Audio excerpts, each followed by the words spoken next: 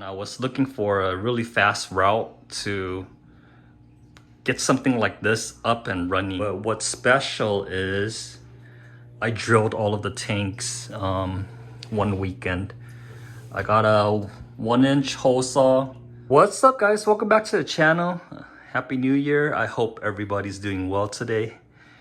I've been teasing everybody with a picture of this right here, a rack of 640 breeders.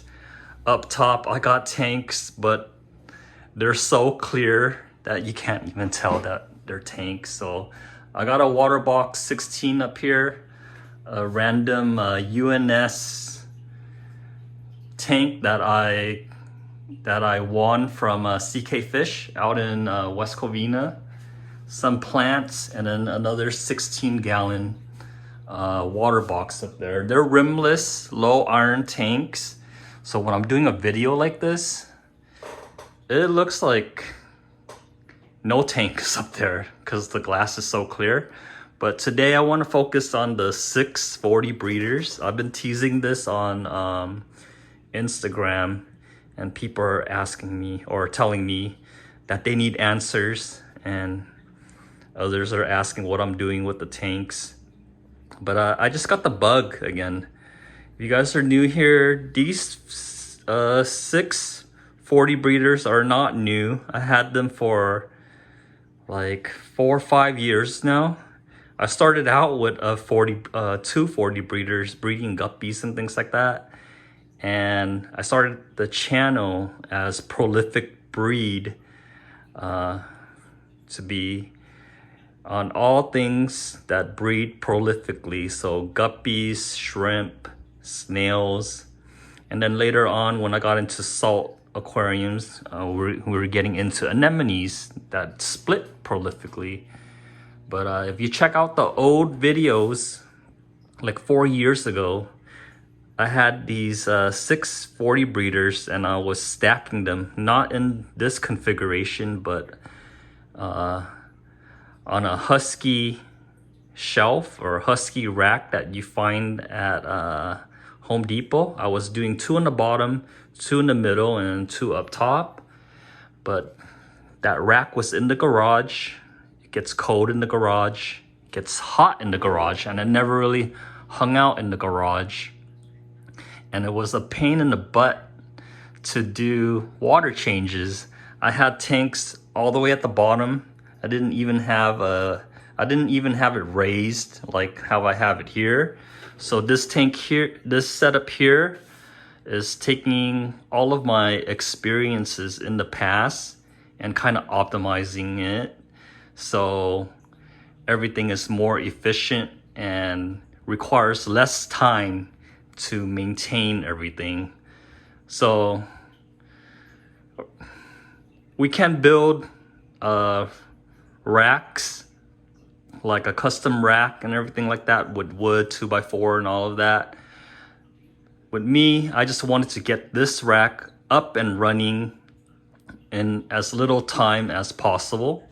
And lucky for me, out there is a shelf that fits the tanks perfectly. So I went on Amazon, picked up 3 shelves right here. I'll leave a link down in the description if you guys want to copy my setup. Let me know in the comment section down below. I'll answer all of your questions. But these are 3 shelves. I forgot the brand. Check out the link down below to find the right size and everything. But they fit perfectly, and it came with all of the enough shelves to do 2 rows, and then you could actually put another 40 breeder up there, so 3. But I didn't want to do that. It just looks so crazy. So I did 2 with a gap on bottom, so you can have access to that if you have any accidents or anything like that. I feel like it's a good thing to have it raised up like this. You could do, I'm doing 2, but then up top I'm having like a whole bunch of oddball nice tanks and plants and things like that. So if you check it out, the rack itself is to the exact size of the tank, length and width wise. And I spaced it out so you have just enough room to raise the lid and do what you gotta do. And it just worked out perfectly for me. So with the tanks here, I got 3 running up in the middle, 2 in the bottom right here. But what's special is I drilled all of the tanks one weekend. I got a 1-inch hole saw, drilled 5 of the tanks, put in a 1-inch bulkhead, and I hard plumbed everything. I hard plumbed the 3 in the middle right here together, and then I hard plumbed these 2 on the bottom together as well. So you can see down here, see that? The reason why I hard plumbed it is for water changes.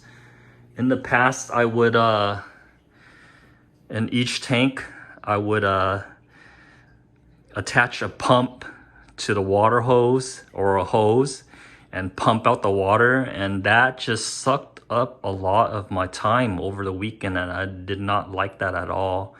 And that made me give up on the rack. So for this rack, I drilled everything and I plumbed it to one of these valves right here. It's a 1-inch valve that I'm gonna connect a pull hose to, run it to the outside, turn this, let it drain, and then fill it back up. Water changes should be super fast moving forward with this rack. But what else can I update you guys with? The filtration. My go-to back then was hang on the back filtration, but I found that everything gets crusty and nasty back there, and I wanted to avoid that for this build. So for this entire rack, I'm doing under gravel filters. So you can see right here, I sectioned off a part of the tank for under gravel filter. I siliconed this PVC pipe to kind of contain the gravel a bit because I wanted some sand here. And then you can see under gravel filters going to a cheap power head that I got off of Amazon. I got 5 of them running the exact same way. So under gravel filters are right here on the same side for each of the tanks.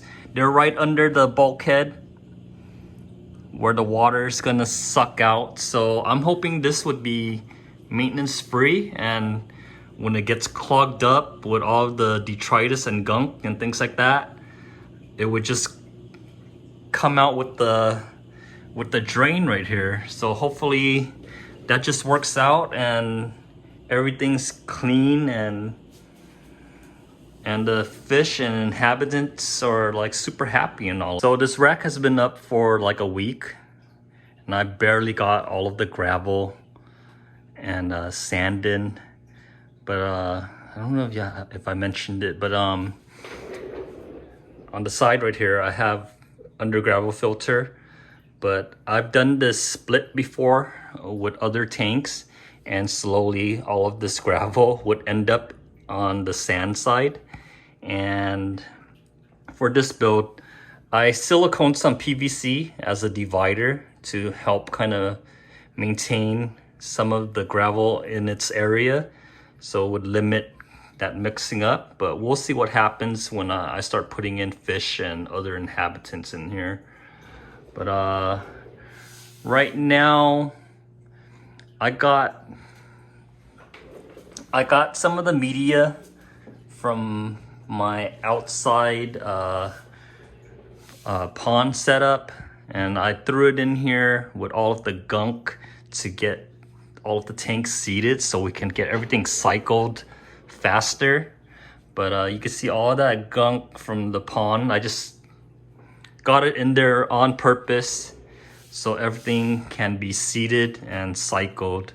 And so far I got in some mystery snails, like a whole collection of different colors here. I got chestnut, black, blue and ivory right here, some golds, and then some purples right here. So we'll see what happens. So stay tuned, guys. I'm gonna keep this video short, but stay tuned. I'm gonna try to get some plants from CK Fish, guppies, plecos, shrimps, anything that breeds prolifically. We'll start filling this up with fish and animals that just breeds, and then we'll see how far we can take it. But yeah, guys, I hope you guys have a great day. Stay tuned for more videos, and God bless. Bye.